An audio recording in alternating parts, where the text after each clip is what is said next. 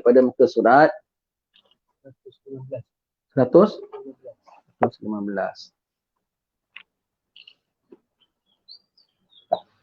Al-Quran akan diangkat, betul?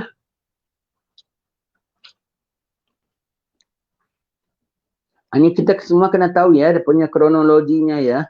Kita kena tahu kronologinya satu-satu. Jangan ketinggalan Al-Quran diangkat, atau ada tempat mana, atau ada Qurannya blank, muka suratnya 2-3 muka surat yang blank, kita bilang, Quran dah mula diangkat ni. Memang Quran dah mula akan diangkat ya. Tapi bukan sekarang waktunya. Kenapa kita kena perlu tahu? Kalau kita tak tahu, bermakna kita kan Al-Quran dah angkat. Bermakna tak lagi nak kiamat. Habis Isa belum keluar lagi. Dajjal belum keluar lagi. Nabi Mahdi belum keluar lagi. Sedangkan Quran diangkat adalah sesudah Nabi Isa wafat. Sesudah Nabi Isa wafat. Nanti kalau kita tak tahu, maka kita bilang Quran dah mula diblankkan oleh Allah Taala. Sana sini dah mula ada kitab-kitab yang diblankkan oleh Allah Taala. Allah uji tau. Allah Taala uji hamba-hambanya ni ya. Tengok pegangannya macam mana ya. Tengok dah gitu nanti kita bilang, kalau gitu apa Quran dah kiamat dah dekat sangat. Kita lupa bahawa Nabi Isa belum muncul. Satu. Orang yang mengetahui Nabi Isa akan muncul sebelum Al-Quran keluar, sebelum Al-Quran diangkat, dia tahu Nabi Isa akan muncul dan itu. Nanti dia mula pasangkan Isa sebelum Isa. Dia pasangkan Mahdi sebelum Mahdi. Sebab pada dia Quran dah diangkat dan Isa sebelum Quran diangkat dan Mahdi sebelum Isa turun, Dajjal keluar selepas Mahdi. Jadi nanti dia yang bukan Isa dia bilang Isa, yang bukan Mahdi dia bilang Mahdi, hanya kenapa nak membelitkan dia punya klaim bahawasanya Quran dah diangkat. Kena tahu kronologinya bila ya. Jadi kita tahu ya apabila perkara berlaku kita bilang ini betul, ini dah diblankkan muka suratnya oleh Allah Taala. Bagaimana wallahu alam dengan maha suci Allah Taala dengan kuasanya. Tetapi bukanlah itu Quran yang diangkat nanti akhir zaman. Bukan ya. Itu totally blank dari akal. Sampai orang nak baca sembahyang, nak baca Fatihah pun tak tahu lagi. Dari hati-hati orang pun dah diiris oleh Allah Subhanahu Wa Taala. Ni seram hidup dalam ketika itu. Tak ada Quran, bayangkan Quran tu panduan kita. Quran tu Allah Taala bicara, makna Allah Taala dah tak nak bicara dengan hamba-Nya lagi. Balik saja. Dah tak ada bicara lagi. Quran tu ya, bicara Allah dengan kita ya. Jangan ingat dia hanya setakat kita baca ya. Kita baca Al-Quran ketika itu Allah sedang bicara dengan kita. Al-Quran tu kalam Allah. Al-Quran bukan kitab 1400 tahun dahulu. Al-Quran kalam Allah. Allah tak berwaktu, maka Al-Quran tidak berwaktu. Kita tak boleh mengatakan 1400 tahun dahulu Allah Ta'ala turun Allah Ta'ala berkata dengan Nabi Muhammad begini. Allah Ta'ala tak berwaktu. Nabi Muhammad terima Al-Quran 1400 tahun dahulu. Namun Al-Qurannya bukan kitab 1400 tahun dahulu. Dia mengisahkan kisah di 1200 tahun dulu. Dia kisahkan 3,000 tahun dahulu punya. Dia kisahkan 6,000 tahun dahulu punya cerita. Dia kisahkan. Tapi Qurannya sendiri, kitab tidak ada berwaktu. Bila mana kita baca Quran, ketika itu Rabb kita sedang bicara dengan kita. Bayangkan tak ada komunikasi antara kita dengan Allah. Jangan takut sangat orang kata, nanti tak ada zaman macam mana, tak ada komunikasi, tak ada handphone macam mana, tak ada handphone. Tak ada handphone, kita pernah hidup zaman tak ada handphone. Jangan tak ada handphone, tak ada telefon pun. Zaman-zaman 70-an tu kita masih budak-budak, tak ada handphone. Handphone jauh sekali lah. Telefon pun tak ada. Satu kampung hanya ada 2 telefon. Satu rumah Tok Pengulu, satu kedai Cina. Itu aja. Kalau ada satu kampung punya family ada nombor telefon ini kedai. Nombor telefon, gini macam Ahmad, rumah nombor 15 kasih tahu ya. Boleh tolong panggilkan. Kalau dia boleh panggilkan, dia panggilkan. Dia tak boleh panggilkan, bilang Wak Dol, Kampung Punggol, meninggal. Umpamanya. Gitulah. Arti sebenarnya, Ahmad tadi lu punya saudara bilang, Wak Dol Kampung Punggol meninggal. Dia ni tahulah family dia punya begitu. Kalau dia boleh kasih tahu. Ahmad, ada saudara lu telefon. Dia kasih tahu kan. Kalau dia tengah sibuk, dia ambil mesej saja. Begitu aja, tak ada telefon kita. Tak ada telefon. Kalau nak hari raya, semua naib qadi segala, imam-imam segala, pengulu-pengulu semua berhimpun di rumah chief qadi. Rumah qadi besar. Tunggu keputusan, nampak anak bulan ke tidak. Dia dah selamat balik, baru khabar datang. Apa nak buat? Kampung dia belum hari raya. Zaman dulu punya komunikasi. Semua tak ada begitu. Jadi tak ada telefon, kau jangan bimbang. Tak ada telefon, tak ada Al-Quran, kau bimbang. Tak ada Quran, bermakna kau dah tak ada komunikasi. Allah dah cut off communication Allah Ta'ala dengan hamba. Tinggal tunggu saja. Cemas tak? Selagi masih ada Al-Quran, selagi itu masih ada komunikasi daripada Allah Ta'ala. Kita ada apa-apa resah, kita ada apa bimbang, kita ada apa-apa permasalahan, baca Al-Quran. Al-Quran beri penjawapan bagi kita. Baca Al-Quran, lega hati kita. Baca Al-Quran, kita dibicara oleh Allah Ta'ala. Ketika ni Allah dah tak nak bicara dengan kita lagi. Diangkatnya Al-Quran, maka tak ada bicara Allah Ta'ala lagi atas muka bumi ini bagi hamba-hambanya. Kosong, hatta dalam hatinya pun tak ada. Kita dalam masalah-masalah, kita baca Fatihah, Alhamdulillah Rabbil Alamin. Kita puji Allah Rabbil Alamin yang takbir segala-galanya, termasuk permasalahan kita sekali. Lega tak hati kita? Dalam tengah-tengah ada masalah, kita boleh ucap Alhamdulillahi Rabbil Alamin. Masya Allah. Ar-Rahmanir Rahim. Kita minta rahmat Allah Ta'ala atas perkara yang kita hadapi. Maliki Yaumiddin. Semua tu kita sedang bicara dengan Allah menggunakan kalimat-kalimat Allah Subhanahu Wa Ta'ala. Maka kita dibicara balik oleh Allah Subhanahu Wa Ta'ala. Menimbulkan ketenangan bagi kita, menguraikan segala permasalahan kita. Ya. Al-Quran dah diangkat tu bermakna dah tak ada, Allah dah tak nak berkomunikasi dengan hamba-Nya lagi. Tunggu sajalah, anytime akan berlaku ledaknya kiamat. Ya. Apabila pintu taubat sudah ditutup dan orang sudah tidak mahu lagi mengamalkan dengan isi Al-Quran, bahkan orang yang sudah tidak mengenali apa-apa kewajipan terhadap Allah Ta'ala dan mereka sudah tidak tahu apa erti salat, puasa, haji dan sebagainya, pada ketika itulah Al-Quran akan diangkat. Zaman kita ya, zaman kita sudah masih Islamnya kuat tau. Alhamdulillah masih kuat lah. Masih kita Islam, bapak kita Islam. Kitab-kitab kita banyak, tuan-tuan guru kita banyak. Zaman ini semua orang ni dah macam Islam baru tau. Bayangkan dia macam Islam baru, kemudian tak ada pemimpin. Zaman jahiliah saja, masuk Islam aja, baru masuk Islam, Nabi kawal mereka ketat. Awal-awal hukum puasa tak macam kita. Awal-awal hukum dosa dalam hati tak macam kita. Awal-awal hukum sahur tak macam kita. Awal-awal banyak perkara tak macam kita. Kemudian dimansuhkan. Hukum awal-awal tak ada ziarah kubur macam kita pun dipelihara. Bayangkan kalau baru masuk Islam kemudian Nabi tak ada. Macam mana? Takkah kecoh, takkah kocar-kacir semua tu. Dan akhir zaman semua yang Muslim di bawah Nabi Isa tu pun ya. Sama ada yang masih hidup zaman awal Nabi Isa, itu adalah saki-baki Muslim-Muslim yang kuat, yang tak mati zaman Dajjal. Saki-bakinya yang kuat, yang masih kuat. Kuat imannya sampai dia bertahan sampai zaman Nabi Isa. Nabi Isa takbir 40 tahun. Maka dalam masa 20 tahun, 15 tahun takbiran Nabi Isa, yang kuat-kuat ni sudah meninggal. Yang timbul siapa? Kiranya Muslim baru. Muslim yang tak jumpa kitab Sabilal Muhtadin, dah habis terbakar. Muslim yang tak jumpa, tak tahu nama kitab Imam Al-Ghazali. Dah perang, dah apa semua kan. Dah tak sempat nak apa semua. Muslim yang tak pernah masuk madrasah. Macam kita sekarang kan. Ada madrasah. Muslim yang cara hidupannya sambil berlari, sambil itu. Sa'adi, Ajus, Muhammad Syed datang, ada apa semua. Muslim yang tidak hidupannya tu dengan ketenangan macam kita dapat belajar, dapat pelajari semua gitu. Tambahan pula new Muslim. Dan mereka, na'udzubillah min zalik. Pada zaman tu mereka dah digugat dengan Dajjal, dah dikacau dengan itu. Dapat iman kukuh. Dipandu oleh Nabi Isa alaihissalam dengan Imam Mahdi. Wafat Imam Mahdi, Nabi Isa teruskan, masih kuat juga. Tapi orangnya sendiri-sendirinya bukan terjumlah orang yang kuat lagi pegangannya. Ya. Jadi sangat-sangat perlu dipandukan. Saki-baki orang-orang mukmin yang kuat imannya hanya tinggal saki-baki. Dan yang lain itu semua new Muslim. Mana new Muslim? Yang masuk Islam zaman Nabi Isa. Masuk Islam zaman Nabi Isa ketika Nabi Isa pancung segala salib. Nabi Isa bunuh segala babi, mereka masuk Islam kan? Mereka masuk Islam berbondong-bondong. Yang ngejar siapa? Anak-anak kita tu. Kiai-kiai kita dah meninggal. Kita dah meninggal. Kita punya level ini aja dah tak kuat sekarang. Kita punya level aja dah tak kuat. Ini kan pula anak kita punya generasi, yang dia dah nampak Dajjal punya akhir wal semua tu. Kuat ke? Bahkan lagi tak kuat.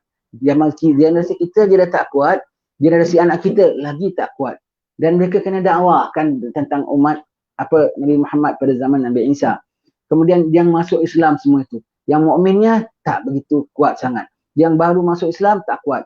Kemudian wafat Nabi Isa, serta merta mereka dan Allah Ta'ala pun cabutlah balik semula. Serta merta mereka tak ada panduan, balik semula jadi kafir, dah mula balik semula bikin apa mereka nak bikin. Sembahyang tak tahu, puasa tak tahu. Sebab mereka closely guided, spoon fed by Nabi Isa. Dijaga betul oleh Nabi Isa. Apabila wafat Nabi Isa saja, terus ada guidance mereka. Tak ada guidance mereka. Betul, hidup zaman itu ujian dan fitnah. Aman, damai betul. Mewah, banyak betul. tetapi dalam keadaan rapuh, imannya tidak sekuat macam sekarang. Zaman sekarang aja imannya tak sekuat zaman dahulu, yang akan datang ni lagi pun. Walaupun mereka berjuang, walaupun mereka begitu, tapi pegangan mereka, pahaman mereka tak kuat. Sekarang aja zaman kita saja masjid lebih penuh ke zaman atuk kita masjid lagi penuh? Zaman dahulu lagi penuh. Zaman akan datang lagi tak penuh. Lagi tak penuh. Dan orang-orang itu semua tu dalam bahaya. Ada Nabi Isa, mereka selamat, alhamdulillah. Wafat Nabi Isa semua dengan segeranya balik, tak sembahyang, tak puasa, tak apa semua. Tak ada siapa nak guide mereka. Pegangan mereka tak kuat. Last 40 days hidupan dunia ini. Zaman Nabi Musa tu last 40 days yang 40 years. Last 40 years yang selamat orang penuh keimanan. Dan 40 years adalah pendek dan singkat. Ya. Lepas itu tak ada Nabi Isa, merosot. Kenapa tak ada Nabi Isa terus jadi kafir, tak tahu sembahyang, tak apa. Sedangkan mereka zaman Nabi Isa semuanya beriman belaka kan? Memang beriman belaka zaman Nabi Isa, tapi jenis macam mana punya. Dalam peliharaan saja mereka selamat, alhamdulillah. Sendiri individu, ilmu mereka tak banyak. Sendiri individu, pegangan mereka tak kuat. Sendiri individu, pahaman mereka pun tidak mendalam. Jadi bila wafat Nabi Isa, mudah mereka lepaskan agama. Mudah mereka lepaskan agama ya. Mereka nak kembali pada nafsu yang take over. Ingat ya, siapa hidup zaman Nabi Isa mesti ingat ya. Zaman Nabi Isa, siapa panjang umur ini kita cakap ya, sambil kita bukan sambil hanya baca kitab saja, sambil kursus nak hidup zaman itu. Siapa hidup di zaman Nabi Isa nanti ingat ya, memang Dajjal dah mati. Memang kufar sudah mati, tak ada semua. Memang semuanya mukminin belaka. Tetapi kau jangan ingat, Dajjal memang dah tak ada. Dajjal memang dah tak ada, tapi iblis masih ada. Ketika itu orang kufar memang tidak ada, tetapi ketika itu hasad dengki masih ada. Ketika itu ujub riak masih ada. Ketika itu husnul khatimah, su'ul khatimah masih ada. Tetap kena jaga. Jangan sampai orang hidup zaman Nabi Isa terus rasa macam, wah kita sudah golongan yang selamat. Belum. Dengan Nabi Isa memang kau selamat. Muslimin selamat. Kau secara individu selamat ke tidak, tetap masih belum tentu lagi. Tetap masih kena jaga. Ya. Husnul khatimah, su'ul khatimah masih ada pada ketika itu ya. Jadi kita bimbang ya. Jadi wafat Nabi Isa saja segera bertukar. Jadi jangan kita sangka, kan dah baik, dah bagus zaman Nabi Isa. Memang mukmin. Kualitinya tidak kental sebagaimana zaman-zaman sebelumnya ya.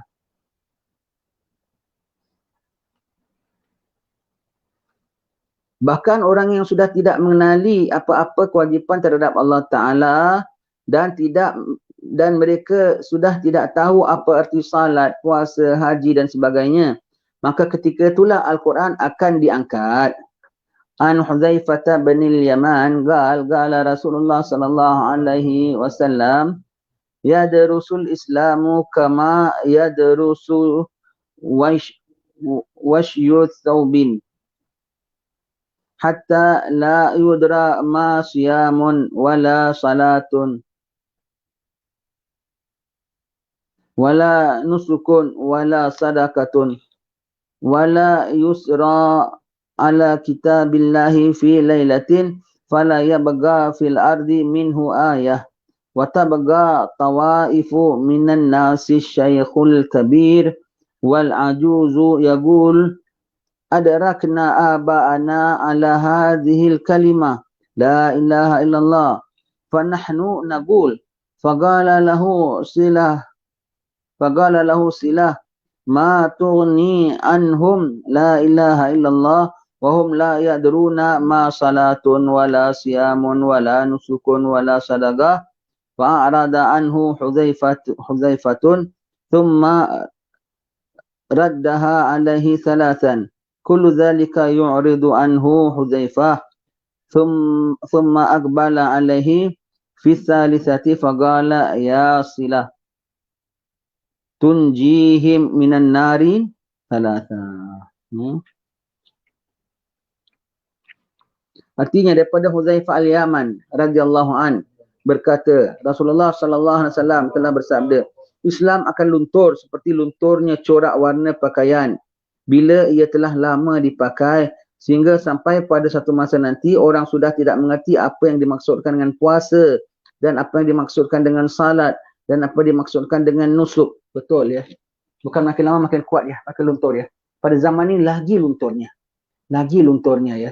Padahal mukmin belaka, tapi luntur. Lama-lama sudah dah jadi belapuk kita bilangnya. Dah luntur. Orang dah tak tahu sembahyang, puasa sekarang. Sekarang tanya aja tengah jalan. Siapa dia buat survei tahun 70-an? Berapa banyak orang tahu sembahyang, tahu rukun sembahyang. Sekarang cuba survei. Susah nak cakap.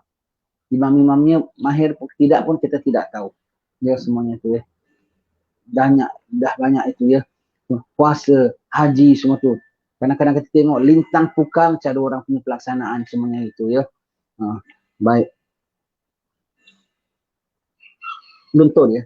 Jadi zaman Nabi Isa punya nanti pun dah makin luntur, makin lama makin luntur. Dan Al-Quran akan dihilangkan semuanya pada suatu malam sahaja. Maka pada esok harinya tidak tinggal di permukaan bumi daripadanya walau hanya satu ayat. Allah, satu ayat pun dah tak ada lagi. Qul huwallahu ahad dah tak ada lagi. Kalau tak ada, katakanlah wahai Allah tu ahad, Esa, maka terus mereka pegang Tuhan 2, 3, 4. Kalau tak ada bilang qul a'udzu birabbin nas, katakanlah aku berlindung dengan Tuhan yang manusia, dah tak ada ayat itu lagi, dah diangkat, manusia akan berlindung kepada selain daripada Tuhan yang manusia. Kalau dah fa inna ma'al usri yusran, inna ma'al usri yusra dah tak ada sebagai panduan mereka, dalam kepayahan ada kemudahan, mereka nanti dalam kemudahan ada kepayahan.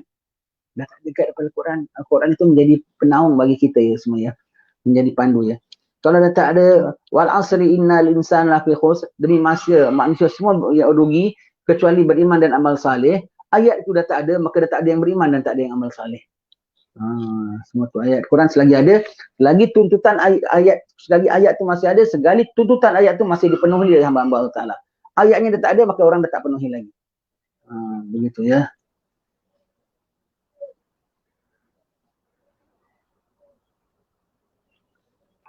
Maka yang tinggal hanya beberapa kelompok dari manusia, di antaranya orang-orang tua yang hidup zaman kita. Orang muda zaman kita, kalau umur kita, zaman kita umur 60, 20, pada zaman itu dia umur dah 60. Dia 40 tahun. Dan Isa kita taruhlah Isa dekat. Kalau Isa lagi lambat lagi lah. Kalau budak umur 20 sekarang, zaman Nabi Isa, dia umur dia above 60.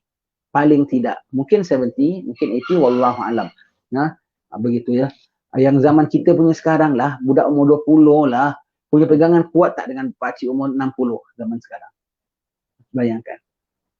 Budak yang umur 20 sekarang tu akan jadi umur 60 pada zaman Nabi Isa, agak-agak kuat tak pegangannya. Sekarang aja dia kuat ke tidak? Pakcik umur 60 sekarang pun tak kuat, ini kan pula budak umur 20 sekarang tak kuat, dan dia akan jadi pakcik umur 60 ketika zaman Nabi Isa. Tak kuat. Pakcik umur 60 sekarang pun tak begitu kuat pegangannya. Ya.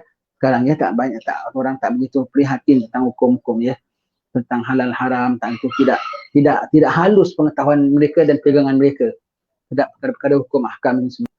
Orang tua sekarang, apalagi budak mudanya, ada yang baik tetapi tidak macam yang dahulu.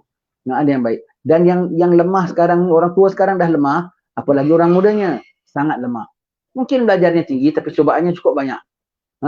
Jadi itu akan jadi orang tua pada zaman akan datang. Macam mana agaknya tu?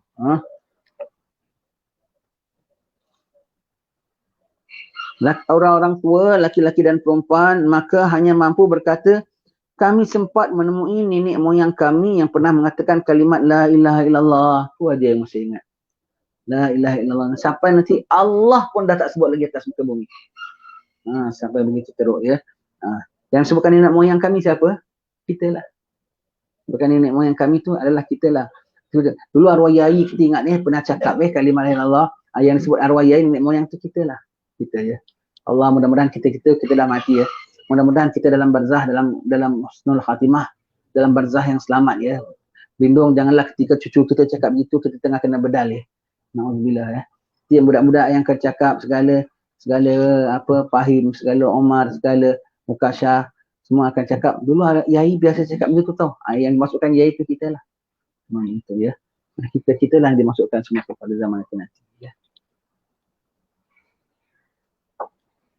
Lalu kami pun mengatakannya juga. Dulu sebut la ilaha illallah, kami pun ikut juga. Maka berkata, silah, iaitu perawi hadis daripada Huzaifah. Apa yang dapat dibuat oleh kalimat la ilaha illallah terhadap mereka, sedangkan mereka tidak memahami apa yang dimaksudkan dengan salat, puasa, nusuk dan sedekah. Maka Huzaifah menjawab, kalimat itu dapat menyelamatkan mereka dari api neraka. Itu pun akan luntur juga. Itu pun akan luntur juga. Itu kalimat hanya dia punya survive jadi muslim.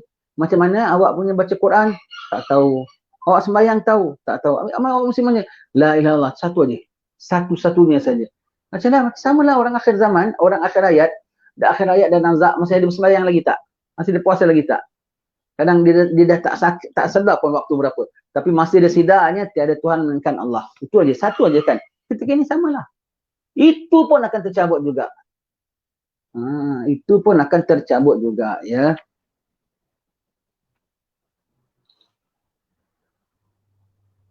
Dari hadis tadi dapatlah difaham bahawa kefahaman umat tentang Islam akan diangkat dan Al-Quran juga akan diangkat. Orang hanya sekadar mampu mengucap kalimat la ilaha illallah dan tidak memahami makna tuntutan kalimat itu. Walau bagaimanapun Allah Ta'ala dengan belas kasihannya masih menghargai keimanan mereka dan akan memasukkan mereka ke dalam syurga. Masih boleh dapat lagi. Masih boleh dapat lagi.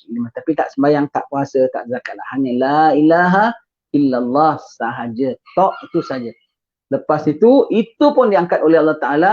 Perkataan Allah pun orang tak sebut lagi. Lepas tu Kaabah diruntuhkan. Sampai nanti orang akan sebut apa tahu? Dulu kat sini tempat ada orang sembahyang-sembahyang tahu. Mana lokasi dia? Runtuh flat. Sekarang sedang menjurus pada telah. Sekarang saya pergi Mekah tengok. Kalau orang ambil gambar kat Mekah, dulu orang ambil gambar kat jalan rayanya kat mana pun, orang sekali tengok orang tahu, kat Mekah. Sekarang kalau kau ambil Mekah, kau ambil gambar selfie ke apa, kau ngadap Masjidil Haram, kau ngadap ambil belakang, orang tak tahu itu Mekah. Ada kedai butik, ada kedai apa semua. Perempuan tak tutup muka, jangan cakap lagi lah. Macam pesin semuanya begitu. Tak ada bayangan Mekah pun langsung.